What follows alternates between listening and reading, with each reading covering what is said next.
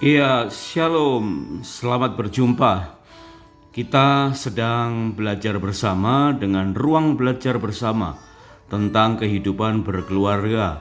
Kita akan memulai belajar tentang honeymoon, atau lebih tepatnya nanti kita akan belajar tentang honeymoon kedua. Kenapa ada kata kedua? Karena umumnya honeymoon itu hanya difahami secara sempit, sehingga saatnya setelah menikah beberapa waktu kemudian kita perlu mengulangnya sebagai honeymoon kedua. Nanti kita belajar lebih dalam tentang makna honeymoon itu sendiri. Sebab itu pelajaran honeymoon kedua ini kita akan belajar dengan belajar dari kesalahan. Kenapa demikian? Karena ada banyak dari kita yang baru menyadari ada banyaknya kesalahan dalam hidup kita justru setelah kita menikah. Kesalahan-kesalahan yang sifatnya manusiawi yang biasa dilakukan oleh banyak orang, tetapi kita kurang menyadarinya sebelumnya. Sehingga setelah kita menikah, maka kita baru menyadari, ternyata ada banyak kesalahan-kesalahan dalam hidup kita. Bahkan sejak kita hidup sebagai anak-anak dalam keluarga besar, ada banyak kesalahan-kesalahan yang kita kurang sadari. Nah, pada saat kita menikah baru kita akan disadarkan oleh pasangan kita, disadarkan melalui kehidupan bersama dengan pasangan kita, sehingga waktu honeymoon kesempatan yang baik untuk kita belajar dari kesalahan-kesalahan itu. Apa pedomannya kita belajar dari kesalahan itu? Pedomannya adalah Alkitab, yaitu firman Tuhan. Nanti kita akan belajar bagaimana kita diluruskan, bahkan sejak kita berpacaran, pada saat kita menetapkan pasangan hidup, apakah dengan cara yang biasa, apakah dengan cara yang agak istimewa, apakah dengan cara yang benar-benar mengandalkan ketetapan Tuhan. Kita akan belajar apa saja dari hal-hal seperti itu berdasarkan dari seluruh kitab Taurat atau 5 kitab Taurat Musa.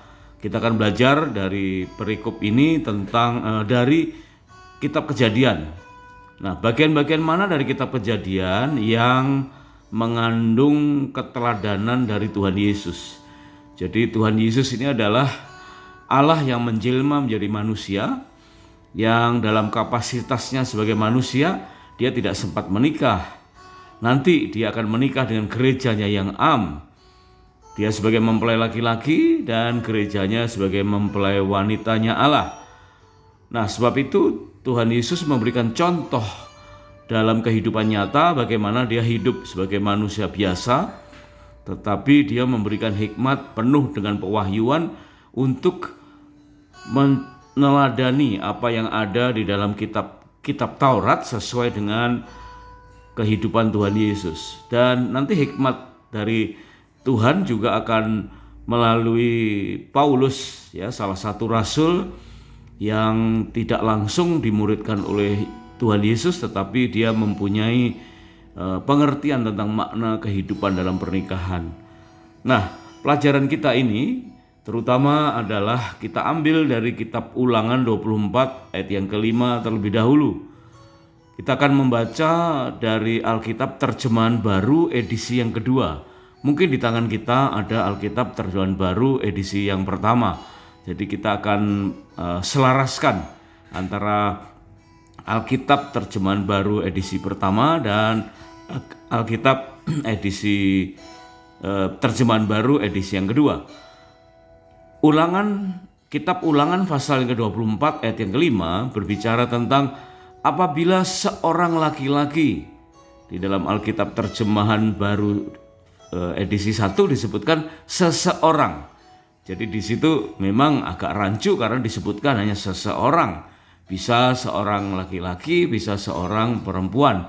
Maka dalam terjemahan baru edisi yang kedua dipertegas, yaitu dengan kata-kata apabila seorang laki-laki baru saja mengambil istri atau menikah, apabila seorang laki-laki baru saja mengambil istri, janganlah ia maju berperang bersama tentara atau dibebankan suatu pekerjaan selama 1 tahun, ia harus bebas dari atau demi harus dibebaskan untuk, menurut Alkitab terjemahan baru versi pertama, harus dibebaskan untuk rumah tangganya dan menyenangkan atau menyukakan hati perempuan yang telah diperistrinya. Amin, puji Tuhan. Kita belajar langsung dari kitab Ulangan, tetapi nanti kita akan cocokkan kehidupan pernikahan yang ada dalam kitab Kejadian terlebih dahulu. Tapi dari ayat ini kita mengacu kepada pembelajaran inti, inilah makna dari honeymoon. Jadi Alkitab ternyata mengajarkan tentang honeymoon. Ada beberapa diskusi yang seringkali kita bahas tentang pernikahan, bagaimana peran suami, bagaimana peran istri, bagaimana pernikahan itu sesungguhnya. Dan ada banyak orang mengadakan seminar, banyak dari kita mengadakan seminar, pembelajaran, ada banyak hal tentang pernikahan. Dan kemudian ada yang bertanya-tanya tentang pernikahan, kita banyak belajar. Ada nggak tentang honeymoon? Ternyata ada. Ya, Alkitab justru mengajarkan dengan sangat-sangat jelas. Kitab Ulangan pasal yang ke-24 ayat yang ke-5 ini, kalau menurut hakikat dari kitab Ulangan, sebetulnya adalah ulangan atau diulang dari apa yang pernah Tuhan ajarkan. Namun memang kita tidak menemukan ayat sedemikian di kitab sebelumnya. Dan muncul di kitab Ulangan 24 ayat ke-5 menunjukkan bahwa meskipun tidak muncul dalam kitab-kitab sebelumnya, tapi ternyata kitab Ulangan ini memunculkan hal-hal yang penting, terutama tentang honeymoon. Dan jelas di sini bahwa seseorang atau seorang laki-laki ketika menikah dengan seorang perempuan, jadi ini monogami ya, akan mengikuti rambu-rambu yang mengatakan bahwa harus dibebaskan ya dari semua pekerjaan. Janganlah ia maju berperang, janganlah ia dibebankan suatu pekerjaan. Dan lamanya sangat lama. Kalau menurut ukuran zaman sekarang, 1 tahun lamanya itu sangat lama ya. Yaitu menunjukkan bahwa bangsa Israel atau bangsa Yahudi zaman dahulu diajarkan sejak zaman Musa bahwa seseorang ketika baru menikah itu harus fokus dengan pasangannya ya. Yaitu dikatakan ia harus menyenangkan atau menyukakan hati perempuan yang telah diperistrinya. Nanti kita akan perdalam juga apakah yang penting istrinya bahagia saja ataukah dirinya juga bahagia, sebagai suami juga harus ikut bahagia. Nanti kita akan perdalam di pengertian tentang honeymoon. Nah, nanti kita akan kumpulkan bahan-bahan ini menjadi atau sebagai sebuah buku. Entahkah buku elektronik terlebih dahulu ataukah buku paperbook yang nanti kita akan dapatkan di toko-toko buku. Tetapi intinya siapapun yang menemukan pembelajaran ini, termasuk Anda, saudara, dengarkan, Anda adalah pasangan yang terpilih. Ya, karena pengertian tentang Ulangan 24 ayat ke-5 ini sangat luas. Kita akan belajar lebih dalam dari seluruh 5 kitab Taurat Musa. Berarti kalau kita menemukan buku atau artikel atau e-book tentang hal ini, maka kita adalah pasangan-pasangan yang terpilih. Atau mungkin Anda belum menikah atau Anda sudah pernah mempunyai buku demikian. Nah, berarti saudara sedang menemukan sesuatu sebagai hadiah pernikahan. Ya, atau mungkin hadiah bulan madu bagi sahabat atau teman atau para pemimpin atau para anak buah Anda. Karena di dalam buku ini juga nanti akan mengandung betapa pentingnya kesehatan jiwa bagi pasangan suami istri. Kita perlu kesehatan tubuh, pandemi sudah berlalu.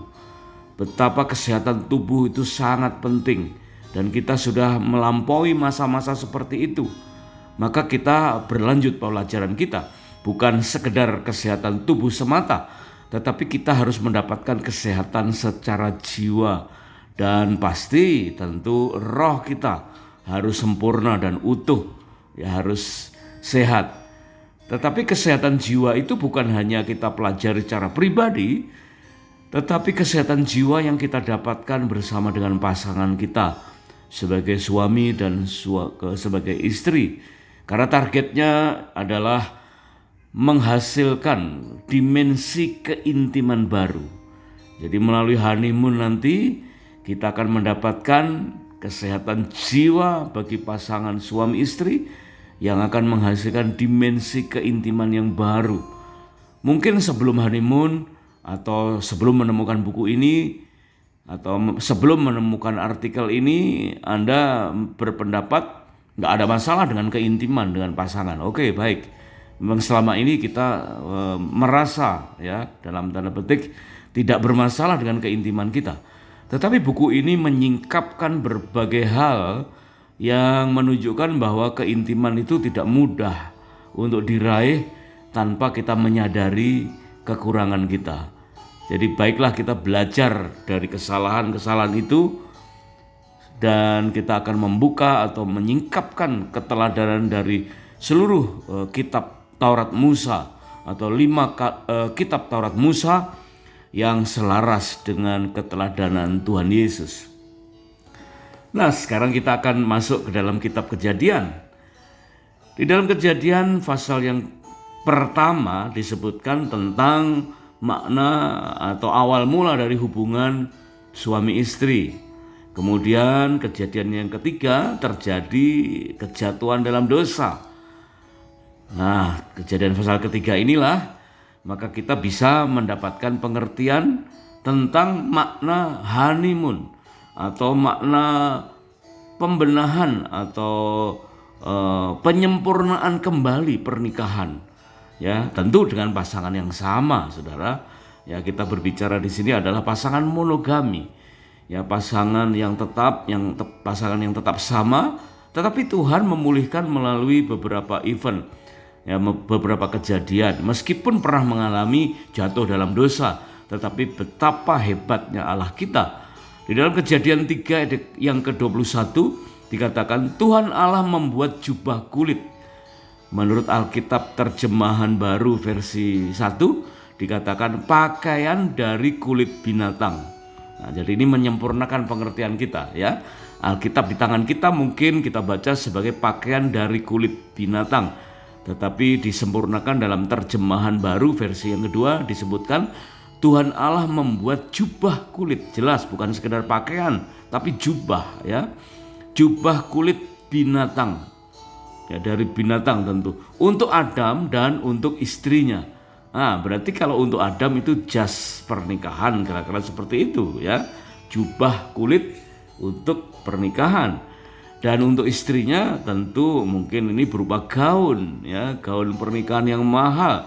Karena melalui pengorbanan darah yang tercurah, yaitu binatang hidup yang disembelih oleh Tuhan, yang dikorbankan untuk mendapatkan kulit, untuk mendapatkan jubah kulit, yaitu jas mempelai pria Adam dan gaun mempelai wanita Hawa. Lalu Tuhan dikatakan, wow ini indahnya ya, Tuhan mengenakannya kepada mereka. Jadi Tuhan bukan sekedar menyediakan pakaian atau perangkat pesta berupa jas dan gaun, tetapi Tuhan sekaligus mengenakannya kepada mereka. Wow, betapa luar biasanya Allah kita ya. Kata mengenakan menurut Alkitab bahasa asli disebutkan labas. Ya, labas itu berarti mengenakan jubah, gaun dan jas pengantin dari kulit binatang. Jadi Allah kita luar biasa, bukan sekedar mengadakan, bukan sekedar sebagai penyedia, tetapi dia juga mengenakan apa yang dia sediakan itu persis seperti yang dia inginkan kepada mempelai pria dan mempelai wanita. Nah, apa yang dilakukan Tuhan di dalam Kejadian pasal 3 ayat ke-21 ini selaras dengan teladan Tuhan Yesus. Di dalam Yohanes pasal yang kedua, ayat yang pertama sampai dengan ayat yang ke-11, dikatakan Tuhan menciptakan atau mengubah air menjadi anggur. Dia sang pencipta. Dia sang penyedia, sekaligus dia mempersilahkan ya, atau meng-create pemimpin-pemimpin, para pelayan-pelayan pesta, melalui pemimpin pesta, untuk menyediakan anggur yang terbaik, anggur yang termanis itu untuk mempelai dan seluruh yang hadir dalam pesta pernikahan di Kana. Dan ini berarti sama, saudara, Yesus sebagai Yehovah Jireh, dia yang menyediakan, ya, dia yang mengadakan anggur yang terbaik, perangkat pesta, perangkat sesuatu yang membuat pesta itu berbahagia, ya, tidak kandas oleh karena kehabisan kebahagiaan. Ya, pesta itu tidak akan kandas karena kehabisan anggur, tetapi Tuhan sanggup mengubah air atau menciptakan anggur yang baru, anggur yang terbaik. Dan sekaligus dia mendorong pelayan pesta menghadap ke pemimpin pesta untuk menghidangkannya. Berarti selaras, saudara, dengan apa yang dikatakan di dalam Kejadian 3 ayat yang ke-21. Bagaimana Allah sang pembuat pernikahan, atau Allah yang memang pemrakarsa pernikahan itu, dialah yang menyediakan apa yang diperlukan dalam pernikahan itu. Ia yang membuat jubah kulit dari binatang, ya, kemudian dialah yang mengenakannya. Jadi apa yang dilakukan oleh Tuhan dalam Kejadian 3 digenapi oleh Tuhan Yesus dalam kitab Injil Yohanes pasal yang kedua. Sebab itu dari sekian banyak pelajaran ini kita akan belajar tentang honeymoon kedua pasca pandemi. Kenapa kita belajar tentang pasca pandemi? Ya, karena sebelum pandemi kita mungkin tidak punya kesempatan, atau kita belum bisa menghargai adanya kesempatan spesial dengan keluarga.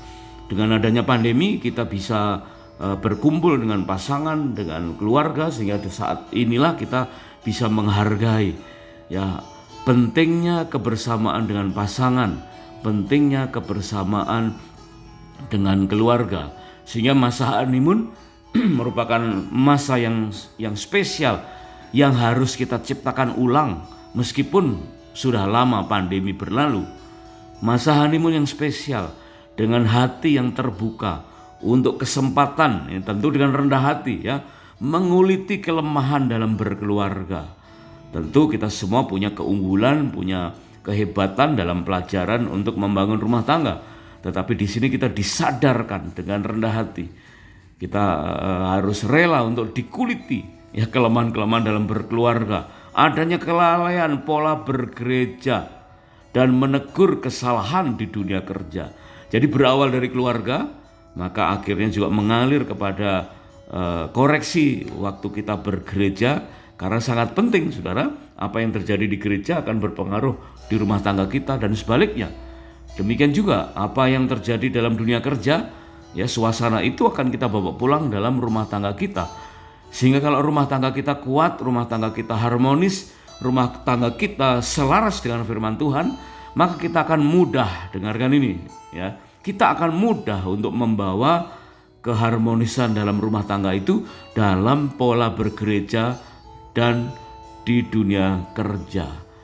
Jadi ini benar-benar merupakan sarana untuk melakukan introspeksi. Kita harus rela belajar dari kesalahan. Mungkin kalimat-kalimat demikian perlu kita angkat dalam salah satu dari kata sambutan. Memang belum sampai di situ, kita sedang proses, ya. Tetapi demikianlah honeymoon kedua pasca pandemi, kita menghargai kebersamaan bersama dengan keluarga sehingga kita bisa mendapatkan keharmonisan yang sejati dalam hidup kita. Ya, part pertama kita akhiri. Kiranya Tuhan Yesus memberkati pernikahan kita dengan berlimpah-limpah-limpah. God bless you.